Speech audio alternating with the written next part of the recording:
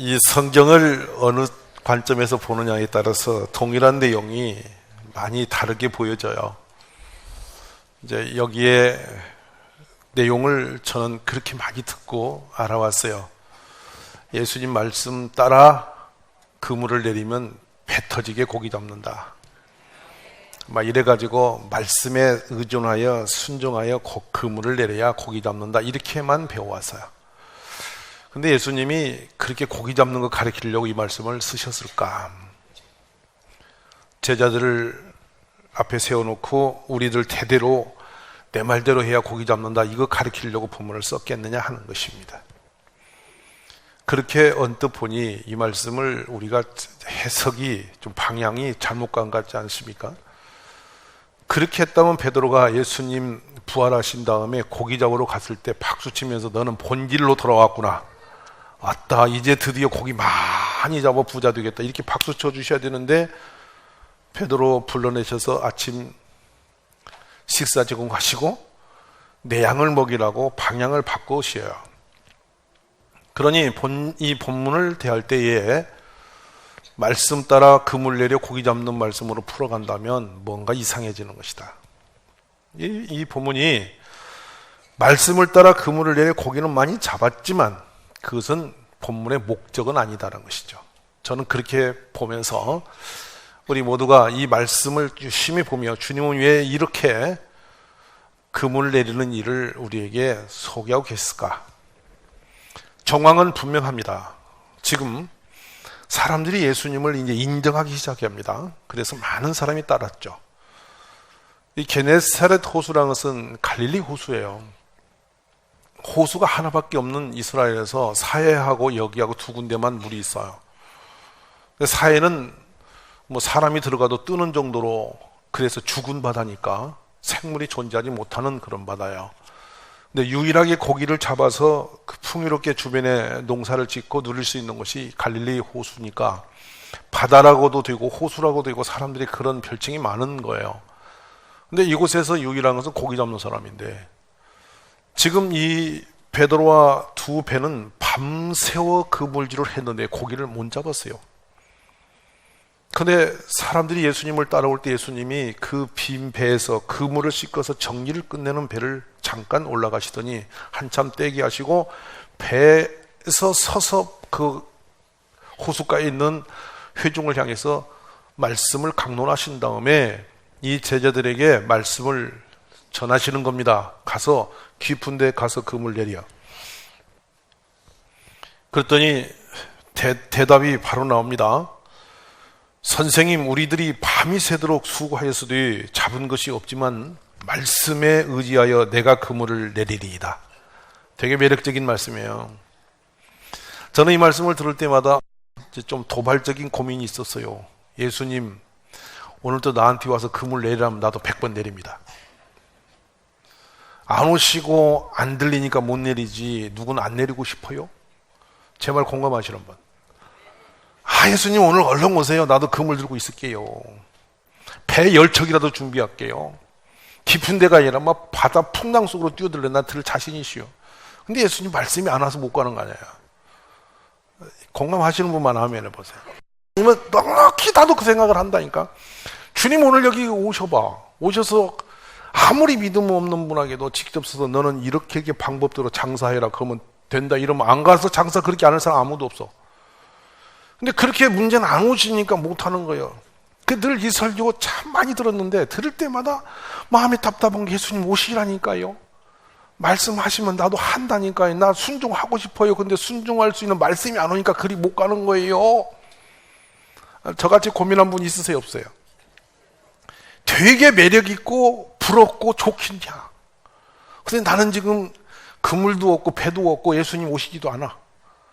그러고 여기 앉았다가 자물자물 하다 또 집에 가면 똑같이 살 건데 무슨 그물질이 필요 있고 고기 잡는 게 필요 있나. 그래서 이 말씀은 좋긴 무지 좋은데 나하고는 별로 연결이 안 돼서 난 이렇게 사는 거예요.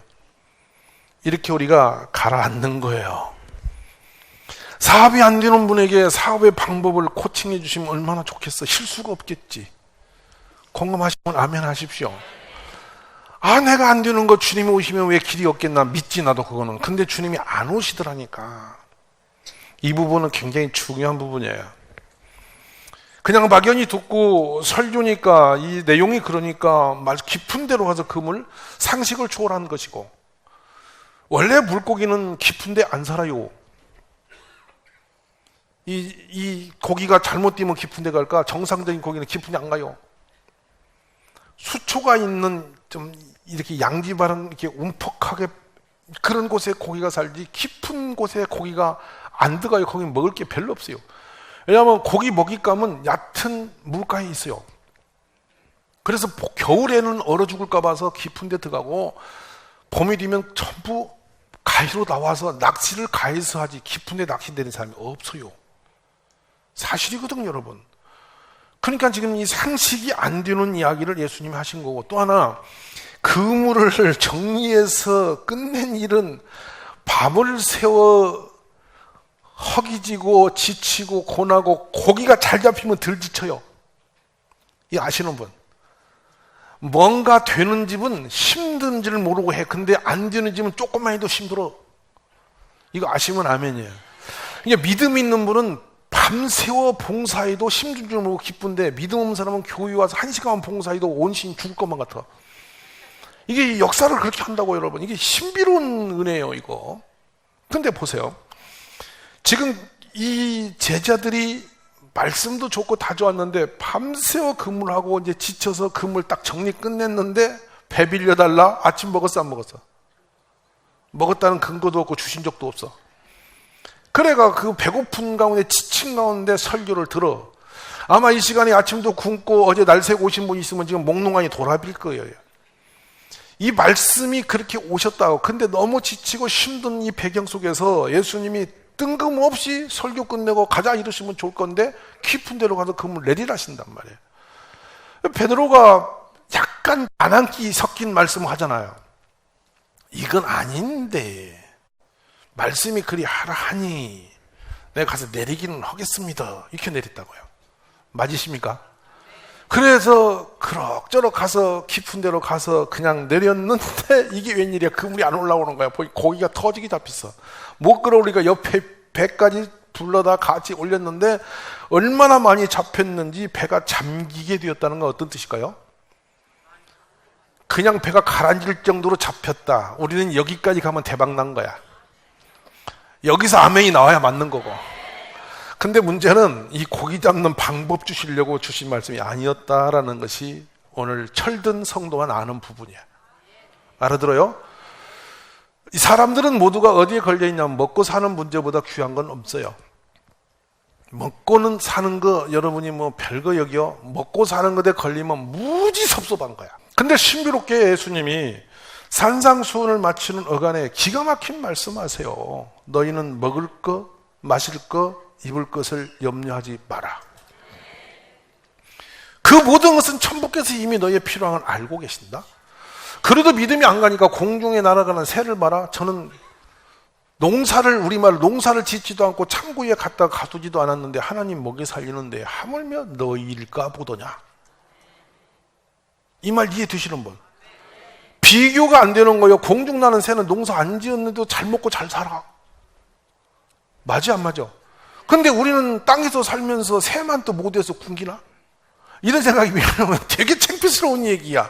근데 주님은 그러면서 너희가 할 일이 있다는 거죠. 너희는 먼저 그의 나라와 그의 의를 구하라.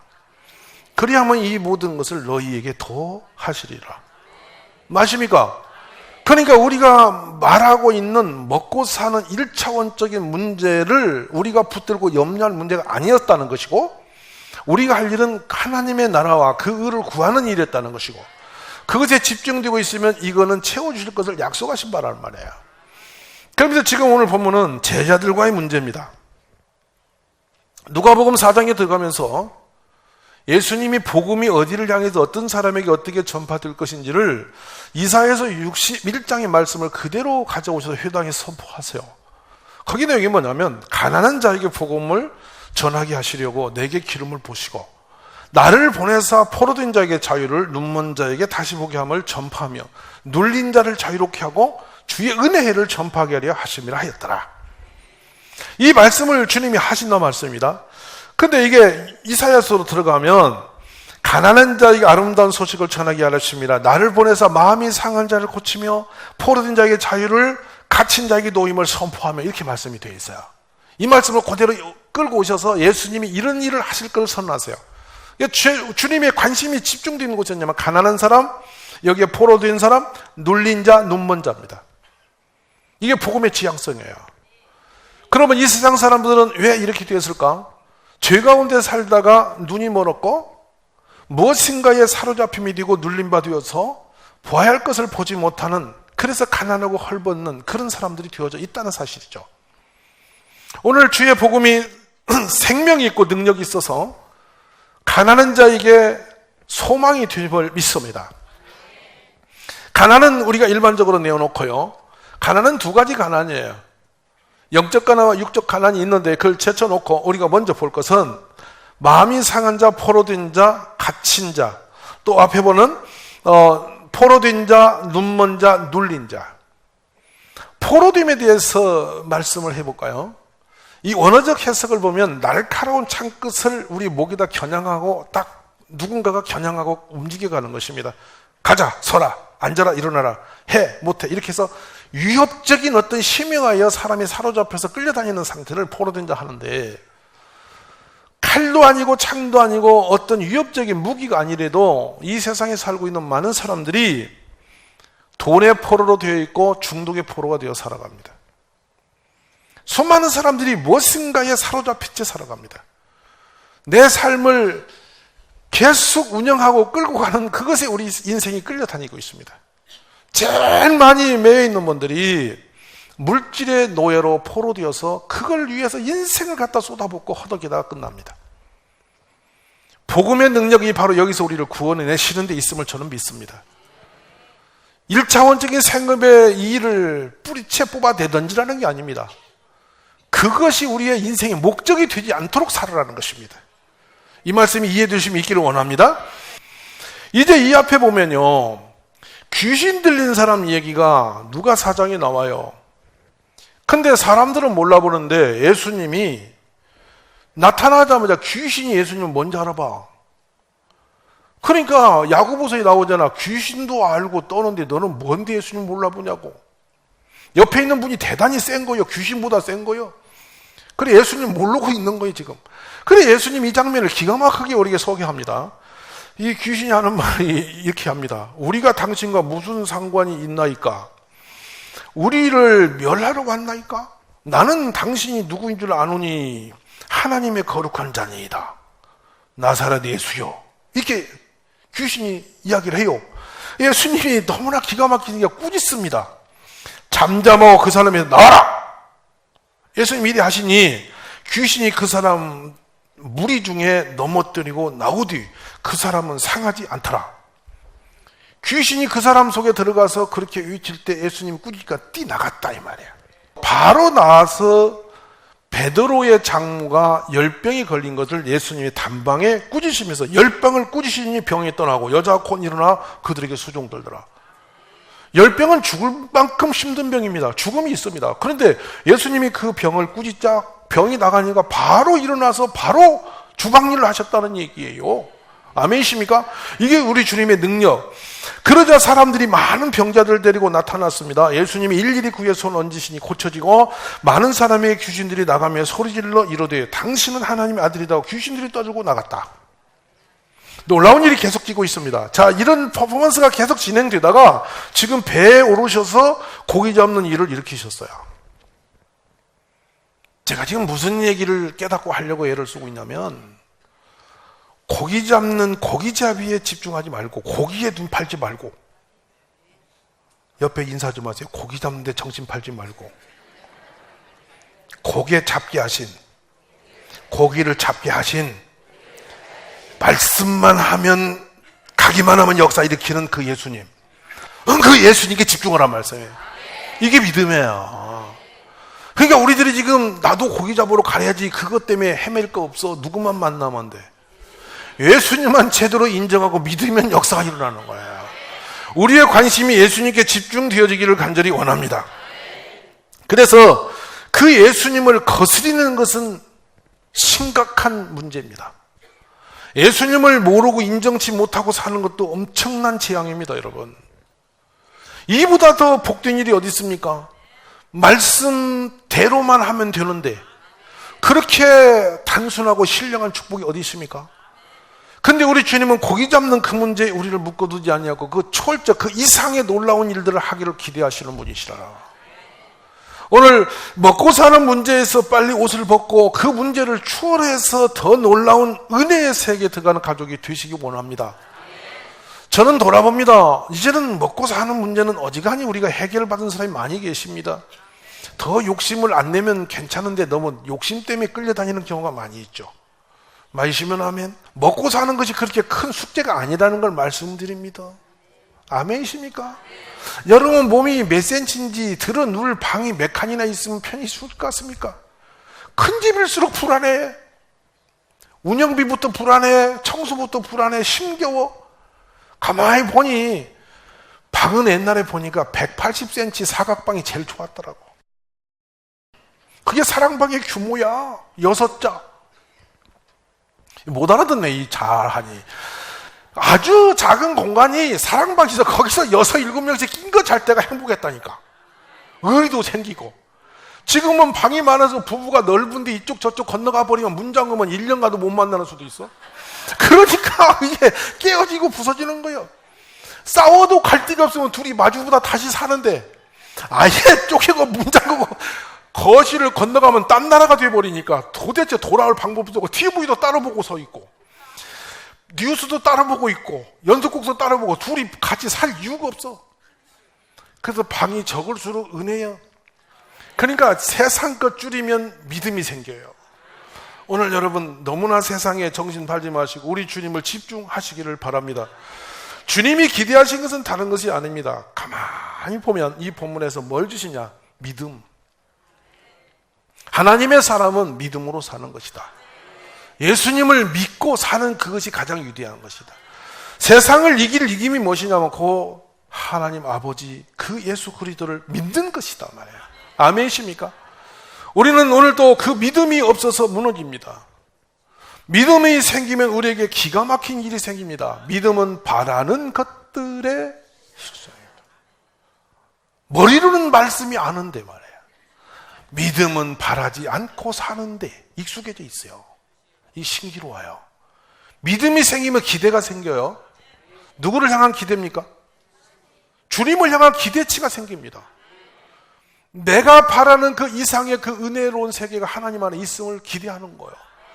길이 딱 막혀요. 방법이 없어요. 그때 뭐 생깁니까? 주께서 길을 열어주실 걸 믿는 거예요. 그래서 이스라엘 백성에 주님이 주신 말씀이 있죠. 광야에도 길을 내고 사막에서도 물을 내시겠다. 참 은혜로웠습니다. 우리가 무엇을 가지고 삽니까? 세상에서 내 능력과 재능으로 사는 것은 유한적 한계에 걸려 있어요. 그러나 우리 주님을 믿는 믿음의 사람은 능치 못함이 없는 길을 걸어갑니다. 그래서 믿음으로 무리도를 걸은 사람도 있고 믿음으로 홍해를 갈아가는 사람도 있고 믿음으로 여리고성을 무너뜨리는 사람도 있고 믿음으로 요단강을 건너간 사람도 있는 것입니다.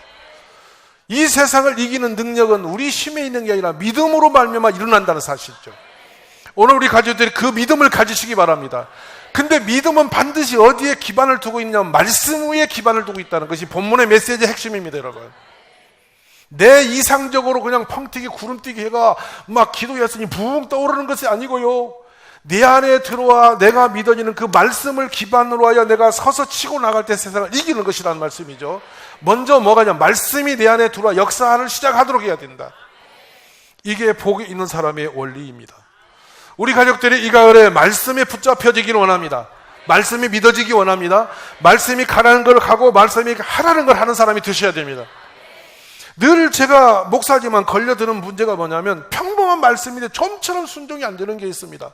너는 범사에 감사하라. 근데 감사 안 할 일이 너무 많아. 주님이 이렇게 했으면 너무 좋겠어. 너는 범사에 열받고 가끔 감사해라. 이러면 딱 내 복음이야. 근데 범사에 열받을 일이 10개고 감사할 일이 하나밖에 안 있다는 것이 인생이더라는 사실이야. 그렇지만 말씀이 그리하라 했으니 감옥에 들어가서도 기뻐했고 매를 맞아도 기뻐했고 길이 막혀서 답답하고 우겨싸임을 당해도 기쁨을 잊지 않으려고 했다. 이게 무슨 말씀이냐? 나를 붙드신 예수님. 오늘 그 헛손질해도 깊은데 상식 이하의 것을 말도 안 되는 곳에 금을 내리라 할 때 그 말씀을 따라갔더니 물고기도 잡지 않는 능력의 주님, 그 주님이 나를 지키실 걸 믿고 가는 거예요. 이게 오늘 우리가 가야 할 길임을 믿습니다. 그래서 예수님을 생각하면 그때부터 자꾸 바라봅니다. 기대가 됩니다. 기대가 돼요. 그 바라봄이 있는 분은 찬양이 다르고 기도가 다르고 예배가 다릅니다. 여러분, 생활이 달라요. 왜? 오늘은 이럴지라도 내일은 좋을 날이 올 테니까. 맞으시면 아멘. 제가 이런 경험을 많이 합니다. 남자를 기대하고 여자를 기대하고 둘이 막 눈이 맞아 세상 이 사람밖에 없다고 둘이 결혼했는데, 바라보며 기대하며 결혼했는데 이것이 몇 달 안 가서 깨질 때, 그래 점점 믿을 수가 없고 신뢰할 수가 없으니까 잔소리가 많아지기 시작하는 거예요. 그래 나중에는 이 사람이 절대적인 사람인지 알았더니 살아보니까 별로 안 절대적이요. 그래 기대를 점점 접어내리면서 마음을 접어들고 잔소리만 커져가기 시작하는, 이거 말씀 좀 이해되십니까? 그러다 애가 태어나니까 애에다 기대를 잔뜩 붓잖아. 있는 거 없는 거 다 쏟아놓자. 이놈이 크기만 한 뭐가 될 줄 알았더니 이것이 고등학교 가보니까 물건이 아닌 거야. 이래서 또 낙심을 하는 거야. 그래 또 실망을 하는 거야. 세상에는 기대할 만큼 바라본 만큼 채워줄 수 있는 조건이 아무것도 없어요. 왜냐하면 내 자신을 보면 알잖아. 내가 나를 본들 항상 모지람이 너무 많은 인생 아니야? 결단해봤자 2시간도 못 가는 결단 혼자 이래놓고 나가서 핵깨지고 그런 거 많이 보시잖아. 불쌍한 인생이죠. 그래서 딱 믿을 분은 한 분밖에 없어요. 우리 주님밖에 없어요. 아멘이세요? 오늘 우리 가족들이 눈이 열려서, 믿음의 눈이 활짝 열려서 예수님만 의지하는 삶이 되시기를 바랍니다. 전체적인 흐름에서는 주님이 이 복음서를 주시면서 제자화하시는 뜻이라고 저는 봅니다.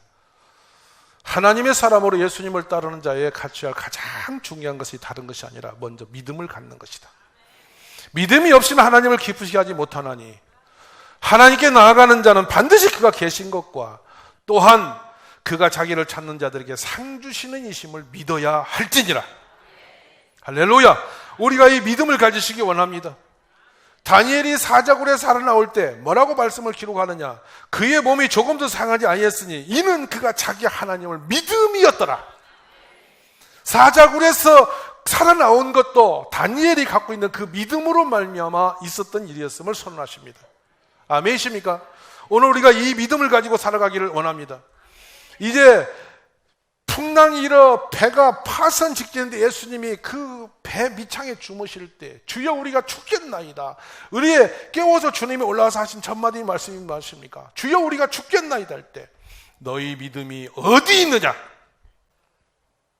주님은 제자들에게 처음부터 끝까지 무엇이 부족한 것을 혼내신 적이 없습니다. 근데 딱 이겁니다. 믿음이 없을 때 혼내셨어요. 믿음이 작은 자들아, 믿음이 없는 자들아, 내가 언제까지 너희와 함께 했느냐? 주님이 가장 아파하고 힘겨워했던 것은 믿음이 역사입니다. 아멘이십니까? 이제 오늘 이 그물을 내려 고기를 잡는 그 장면을 보면서 나는 어떤 믿음의 길을 걷고 있을까?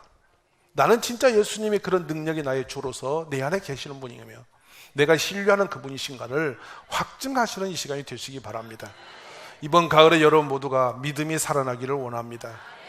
그래서 믿음이 있으면 우리가 어디를 가든지 무엇을 하든지 겁낼 게 없습니다. 왜 이스라엘 백성이 광야에서 모질에 죽었는가? 그들은 믿음이 없어 죽었습니다.